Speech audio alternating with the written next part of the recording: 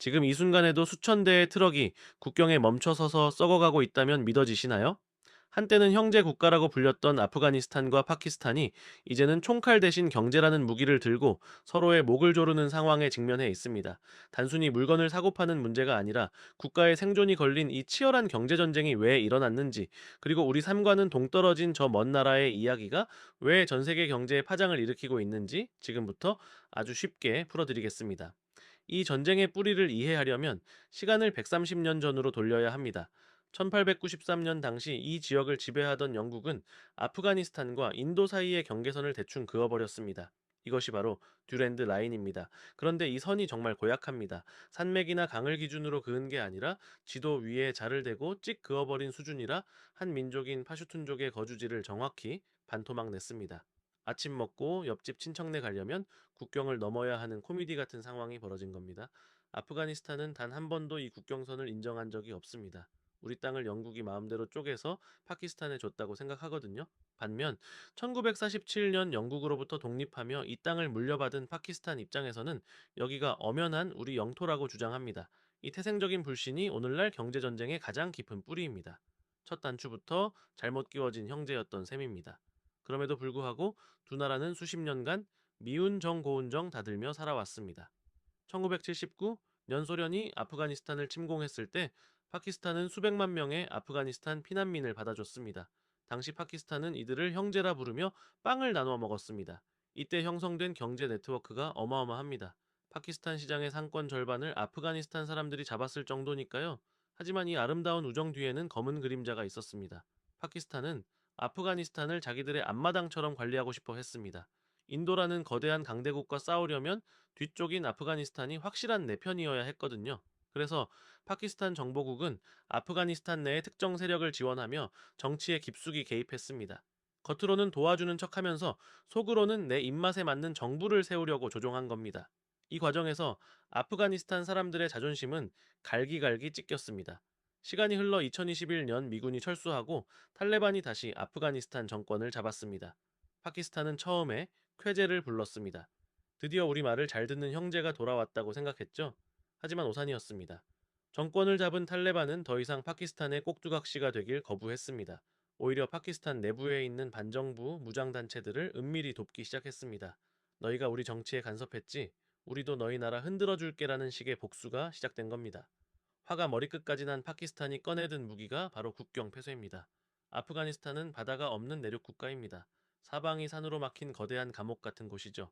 밖으로 나가려면 반드시 이웃나라 땅을 밟아야 하는데 가장 가깝고 넓은 길이 파키스탄입니다. 파키스탄은 아프가니스탄의 목줄인 토르캄과 차만 국경 검문소를 쥐고 흔들기 시작했습니다. 아프가니스탄은 세입자고 파키스탄은 이 건물의 유일한 출입구를 관리하는 집주인입니다. 집주인이 기분이 나쁘다고 출입구를 자물쇠로 잠가버린 상황입니다. 세입자는 장 보러 나갈 수도 없고 주문한 택배를 받을 수도 없습니다. 집안에는 물건이 쌓여 썩어가고 밖에서 들어와야 할 밥거리는 차단됩니다. 이것이 지금 아프가니스탄이 처한 현실입니다. 최근 파키스탄은 한술 더 떠서 트럭 운전사들에게 비자와 여권을 요구하기 시작했습니다. 100년 넘게 신분증 하나 없이 이웃집 드나들듯 다니던 운전사들에게 갑자기 까다로운 서류를 가져오라고 하니 국경은 순식간에 아수라장이 됐습니다. 이건 단순히 서류 문제가 아닙니다. 파키스탄이 이제 너희는 형제가 아니라 완전히 남남인 외국이다 라고 선을 긋는 상징적인 사건입니다. 수천 대의 트럭이 뙤약볕 아래 멈춰 섰습니다. 그 안에는 아프가니스탄 농민들이 1년 내내 땀 흘려 키운 포도와 석류가 실려 있습니다. 이 과일들이 길 위에서 식초가 되어가는 동안 아프가니스탄 경제는 피눈물을 흘립니다.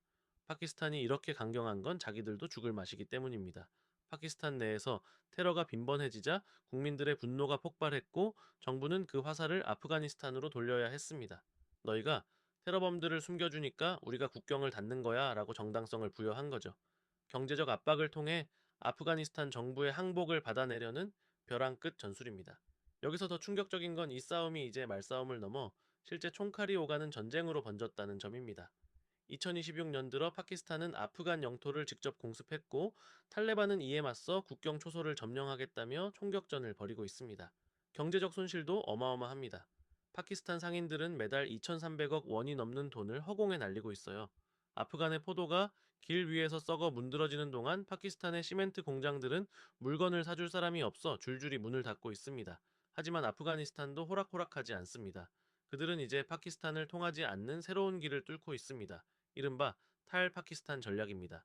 서쪽으로는 이란의 차바하르 항구를 이용하기 시작했습니다. 파키스탄의 라이버린이라는 올커니하고 아프가니스탄을 반갑게 맞이합니다. 여기서 재미있는 점은 이 항구 뒤에 파키스탄의 영원한 라이벌 인도가 있다는 겁니다. 인도는 파키스탄을 견제하기 위해 이 항구 개발에 거액을 투자했습니다. 집주인 파키스탄이 정문을 잠그자 옆집 이란과 인도가 우리 집 뒷문으로 다녀라며 손을 내민 꼴입니다. 북쪽으로는 우즈베키스탄이나 투르크메니스탄 같은 중앙아시아 국가들과 손을 잡았습니다. 철도를 연결하고 송전탑을 세우며 파키스탄에 의존하던 전기와 물자를 북쪽에서 가져오기 시작했습니다. 이제 아프가니스탄 시장에는 파키스탄산 설탕 대신 카자흐스탄산 밀가루가 깔리고 있습니다. 수십 년간 파키스탄 물건만 쓰던 단골 손님이 가게를 통째로 옮겨버린 겁니다. 이 과정에서 파키스탄 경제도 치명타를 입었습니다. 파키스탄의 시멘트 공장과 제약 회사들은 아프가니스탄이라는 거대한 시장을 잃었습니다. 안 그래도 달러가 부족해 국가 부도 위기인 파키스탄의 수출길이 막힌 건 치명적입니다. 아프가니스탄을 괴롭히려고 시작한 경제 전쟁이 결국 파키스탄 자국 기업들의 도산으로 이어지는 부메랑이 되어 돌아왔습니다. 양국 간 무역량은 최근 40% 넘게 급감했습니다. 더욱 잔인한 건 인질전입니다. 파키스탄 정부는 자국 내에 살던 아프가니스탄 난민들을 강제로 쫓아내기 시작했습니다. 이미 200만 명이 넘는 사람들이 쫓겨났습니다. 수십 년간 파키스탄에서 세탁소를 하고 식당을 하며 세금을 내던 사람들입니다. 이들에게 단 며칠의 시간만 주고 짐 싸서 나가라고 명령했습니다. 빈손으로 쫓겨난 난민들이 아프가니스탄 국경으로 쏟아져 들어오고 있습니다. 아프가니스탄 정부에 인구 폭탄을 던져 경제를 마비시키려는 속셈입니다. 추운 겨울 국경지대 천막에서 떨고 있는 난민들의 모습은 이 경제전쟁이 얼마나 비인도적인지를 보여줍니다. 돈과 정치가 얽힌 싸움에 아무 죄 없는 평범한 사람들의 삶이 송두리째 뽑혀 나가고 있습니다. 파키스탄은 이들이 테러의 온상이라고 주장하지만 사실은 경제적 협상 카드로 사람의 목숨을 이용하고 있는 것에 가깝습니다. 그 와중에 두 나라는 물물 교환이라는 원시적인 방법까지 동원하고 있습니다. 국제 제재 때문에 달러 결제가 안 되니 아프가니스탄의 석탄과 파키스탄의 쌀을 직접 바꾸는 시기입니다. 아프가니스탄 석탄은 품질이 좋아 파키스탄 화력발전소에 꼭 필요합니다. 하지만 국경에서 총격전이라도 벌어지면 이 거래도 즉시 중단됩니다. 서로가 서로의 자원이 절실하면서도 자존심과 안보라는 명분 때문에 굶주림을 선택하는 모순적인 상황입니다. 중국도 이 싸움을 초조하게 지켜보고 있습니다. 중국은 파키스탄에 엄청난 돈을 투자해 도로와 항구를 닦았습니다. 이른바 1대1로 사업입니다. 그런데 이 두 나라가 맨날 싸우느라 길을 막아버리니 중국이 정성껏 차려놓은 물류망 밥상에 재가 뿌려진 꼴입니다. 다 닦아놓은 도로가 유령 도로가 될 판이라 중국이 나서서 화해를 주선해보지만 130년 묵은 감정의 골은 쉽게 메워지지 않고 있습니다. 이 전쟁의 끝은 어디일까요? 전문가들은 단기간에 평화가 오기는 힘들다고 봅니다. 파키스탄은 테러 문제가 해결되지 않으면 국경을 열지 않겠다는 입장이고, 아프가니스탄은 파키스탄의 간섭에서 완전히 벗어나 독자 노선을 걷겠다고 선언했기 때문입니다. 결국 누가 더 배고픔을 잘 참느냐의 처절한 인내력 싸움이 되어가고 있습니다. 오늘의 이 긴 이야기는 결국 경제가 평화의 도구가 될 수도 있지만 가장 잔인한 무기가 될 수도 있다는 것을 보여줍니다.